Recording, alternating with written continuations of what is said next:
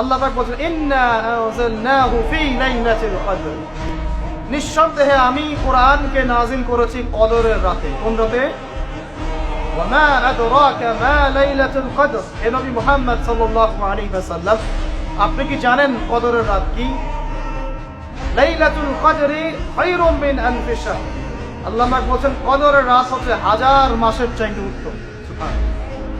তানাজ্জালুল মালাইকাতু war রূহ, এই রাতে নাজিল হয়, অবতীর্ণ হন ফেরেশতা মণ্ডলী, আসমান থেকে সমস্ত ফেরেশতারা নেমে আসে। ওয়ার রূহ, এবং জিবরাইল আলাইহিস সালামও নেমে আসে। তানাজ্জালুল মালাইকাতু ওয়ার রূহু ফিহা বিইذনি রাব্বিহিম মিন কুল্লি আমর, এই রাতে আল্লাহ পাক তাকদীরের ফয়সালা করেন প্রত্যেকটা বিষয়ে। সালামুন হিয়া হাত্তা মাতলাইল ফজর, এবং ফজর পর্যন্ত এই রাতে শান্তি বিরাজ করে। শান্তি, শান্তি আর শান্তি। সুবহানাল্লাহ। এই রাতে যে ইবাদত করবে হাজার মাস ইবাদত করার নেকি পাবে।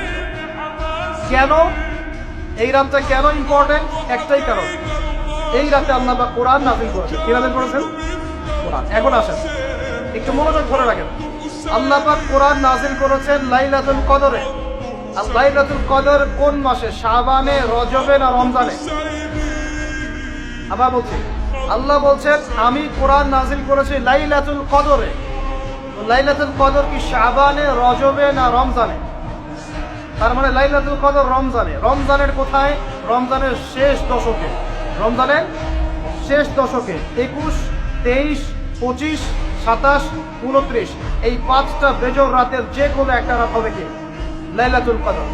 তার মানে আমরা বুঝতে পারলাম কোরআন নাজিল হয়েছে লাইলাতুল কদরে। লাইলাতুল কদর হচ্ছে রমজান মাসে, অর্থাৎ কোরআন নাজিল হয়েছে রমজান মাসে। ঠিক আল্লাহ পাক সূরা বাকারায় বলছেন শাহরু রমাদানাল্লাযী উনজিলা ফীহিল কুরআন। রমজান সেই মাস যেই মাসে শুধু কিবলাই পরিবর্তন হয়নি, শুধু বদরের যুদ্ধই করা হয়নি, রমজান মাসে কোরআনও নাজিল হয়েছে। আল্লাহু আকবার। এখন বুঝতে হবে, এবার এই জায়গায় আসেন, যখন কোরআন নাজিল হচ্ছে তখনকার পরিবেশটা কেমন? এই যুবক ভাইরা একটু খেয়াল করেন, আপনাদের জন্য এই লেকচারটা ইম্পর্টেন্ট, আর আগামীর কাজগুলো আপনাদেরকে করতে হবে। রমজান মাসে কোরআন নাজিল হয়েছে, এখন দেখবো আমরা কোরআন কোন প্রেক্ষাপটে নাজিল হয়েছে, কেন নাজিল হলো, কোরআন নাজিল হওয়ার কি প্রয়োজন ছিল বিশ্বে। কোরআন নাজিল হয়েছে এমন একটা সমাজে, যে সমাজটা নিয়ে আমরা বলি আইয়ামে জাহিলিয়া। কি বলি ভাই? কোথায় নাজিল হয়েছে? হেরা গুহায়। কার উপর নাজিল হয়েছে?